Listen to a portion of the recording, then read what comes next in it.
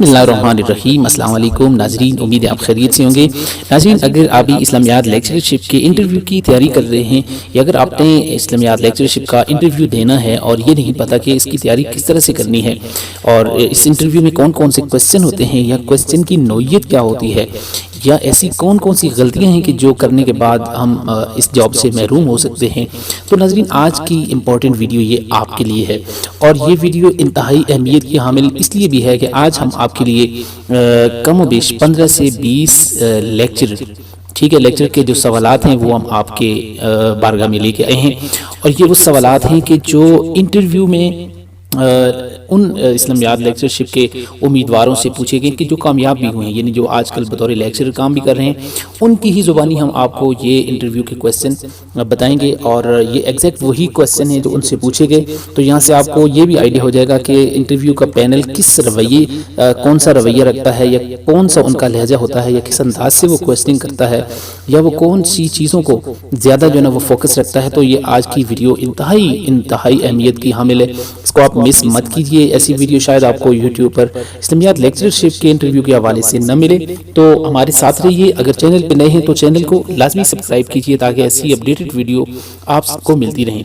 تو ناظرین آئیے آج کی انتہائی اہم اور اپڈیٹڈ ویڈیو کو سٹارٹ کرتے ہیں۔ تو یہاں پہ ہمارے پاس جو انٹرویو ہے، انٹرویو نمبر 1 وہ ہے یاسر خان صاحب کا، اور یہاں پہ ہم آپ کو یہ بھی بتائیں کہ یہاں پہ یہ پبلک سروس کمیشن یعنی Punjab public service commission, Azad Kashmir public service commission KPK Sindh, اور اس طرح سے جو بلوچستان پبلک سروس کمیشن ہے ان کی انٹرویو ہم نے یہاں پہ ان کو اکٹھا کیا ہے۔ تو آپ ہمارے ساتھ رہیے۔ سب سے پہلا ہمارے پاس انٹرویو یاسر خان صاحب، ٹھیک ہے، اور ان سے جو کوسچن کیے گئے، اور ناظرین یہاں پہ ہم ایگزیکٹ کوسچن پہ بات کریں گے، آنسر ہم ان کے نہیں دیں گے۔ آنسر کے لیے ہماری ایک ویڈیو جو کمپلیٹ ویڈیوز ہیں وہ ڈسکرپشن میں موجود ہیں، وہ آپ دیکھ سکتے ہیں، اور آپ نے تیاری کس طرح سے کرنی ہے وہ بھی آپ کو لنک اس کا ڈسکرپشن میں مل جائے گا۔ تو ناظرین سب سے پہلا انٹرویو سٹارٹ کرتے ہیں۔ سب سے پہلے ان سے پوچھا گیا کہ آپ اپنا تعارف کرائیں، ٹھیک ہے، اور تعارف کے بعد یہ کہ آپ نے ME 2015 میں کیا، جاب 2017 میں ہوئی، 1 سال کیا کرتے رہے۔ دوسرا کوسچن، اسکول میں کون سی کلاس کو پڑھاتے ہیں؟ قائد اعظم کا کوئی ایک فرمان اساتذہ کے بارے میں، اور وہ فرمان کہاں پر اور کس تقریر میں انہوں نے کیا۔ اس کے بعد خطبہ حجت الوداع کے اہم نکات بتائیں۔ اس کا موازنہ اب چارٹر آف ہیومن رائٹ سے کریں، یعنی اس کی کمپیریزن آپس میں کریں، ٹھیک ہے جی۔ آپ کا نام یاسر ہے تو اس نام کو مکی دور سے ریلیٹ کریں۔ نیکسٹ، بیت الرضوان کے بارے میں آپ کیا جانتے ہیں؟ ہجرت حبشہ کے بارے میں آپ کیا جانتے ہیں؟ یہ سیرت کے قرآن کو کن ادوار میں جمع کیا، کن کے ادوار میں جمع کیا گیا؟ نبی کریم صلی اللہ علیہ وسلم نے اپنے آخری خطبہ میں آخر میں کن 2 چیزوں سے متعلق وصیت فرمائی؟ آپ کی پسندیدہ تفسیر کون سی ہے؟ ان اللہ یحب المحسنین کی تفسیر کریں۔ فادر آف ہسٹری کن کا لقب ہے؟ ہمارے تعلیمی اداروں میں صبر و تحمل کم ہوتا جا رہا ہے، اس کے بارے میں آپ کی کیا رائے ہے؟ بحیثیت اسلامیات کے استاد آپ اس کو کیسے درست کریں گے؟ اتحاد امت کے بارے میں آپ کی کیا رائے ہے؟ تو ان کا جو فیڈ بیک ہے وہ یہ کہتے ہیں کہ پہلی دفعہ انٹرویو دیا اور الحمدللہ بہت اچھا رہا، میری سلیکشن ہو گئی ہے، ٹھیک ہے جی۔ یہ تھا یاسر خان صاحب کا۔ نیکسٹ ہے ہمارے پاس فرساد قادری صاحب کا انٹرویو ہے، یہ بھی پنجاب پبلک سروس کمیشن کی طرف سے انہوں نے دیا تھا۔ کہتے ہیں تعارف میں MA کا پوچھا گیا اور موجودہ جاب کا پوچھا گیا۔ اس کے بعد کہتے ہیں جی کہ اس کے بعد چیئرپرسن نے یہ کہا کہ آپ یہ بتائیں کہ سکول میں اساتذہ کا یونیفارم کیا ہے؟ سفید شلوار قمیض اور واسکٹ میں نے جواب دیا، اور انہوں نے کویسچن کیا آپ نے تو امامہ بھی پہن رکھا ہے، تو میں نے کہا سنت ہے۔ اس پر کافی بحث ہوئی، قائل کرنے کی بہت کوشش کی مگر بے سود۔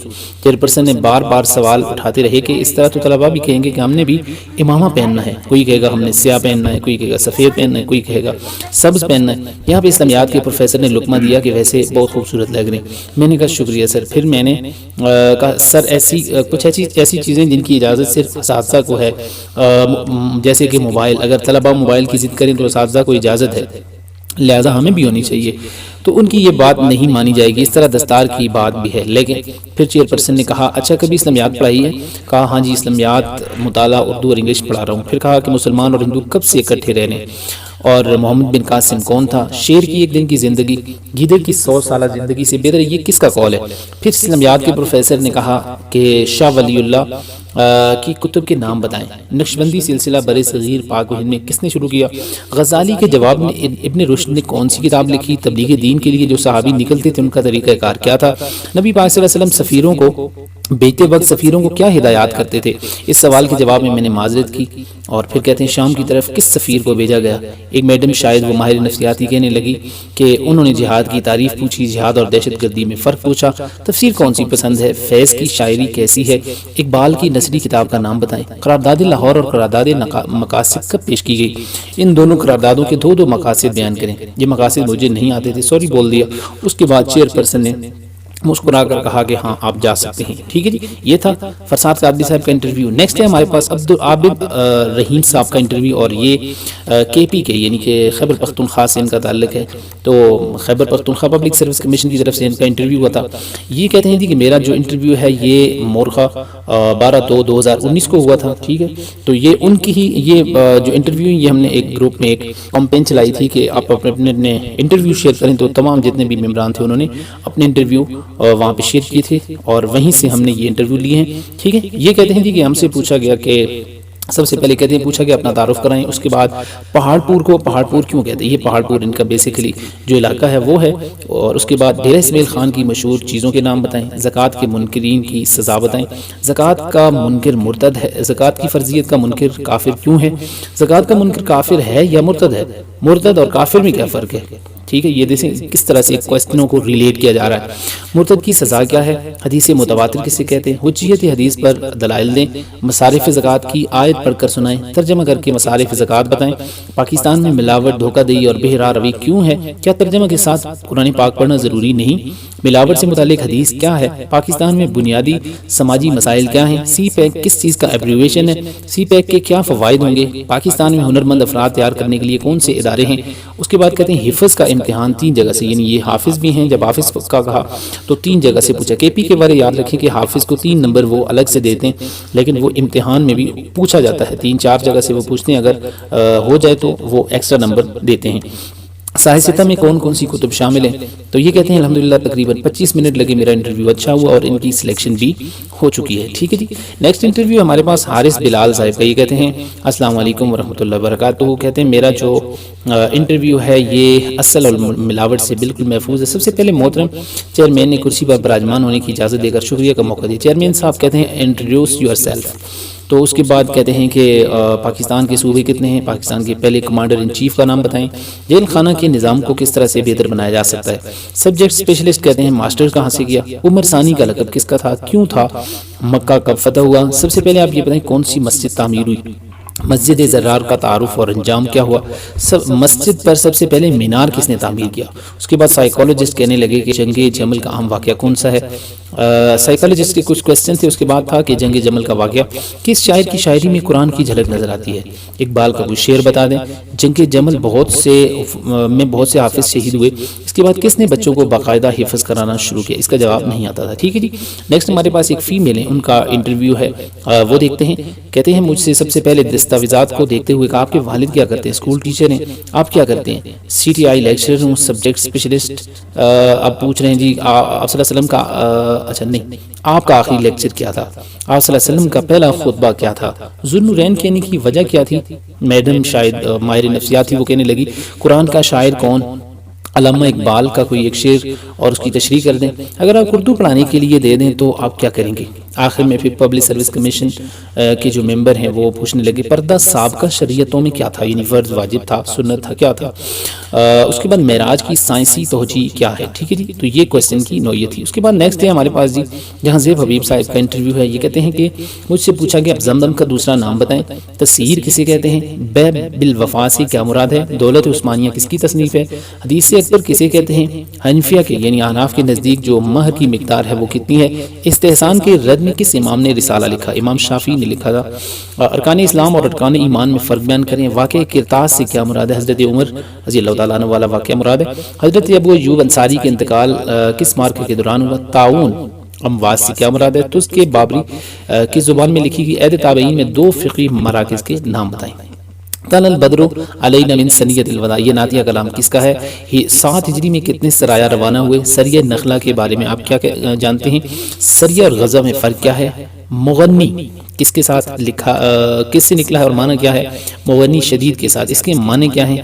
ٹھیک ہے جی، تو یہ سانگ یعنی گانے والے ان کو کہا جاتا ہے۔ موسیقی پر سب سے پہلے زیادہ تصانیف کس کی ہیں؟ ٹھیک ہے، امام غزالی کی بھی کافی ساری کتب اس حوالے سے۔ ابو الفرج الاصفہانی کا تعارف، ابن جوزی کی سیرت پر کتب، کوفہ اور بصرہ کی تعمیر کب اور کیوں کی گئی؟ عمر فاروق اور عمر بن عبدالعزیز میں وجہ اشتراک انصاف اور عدل ہے۔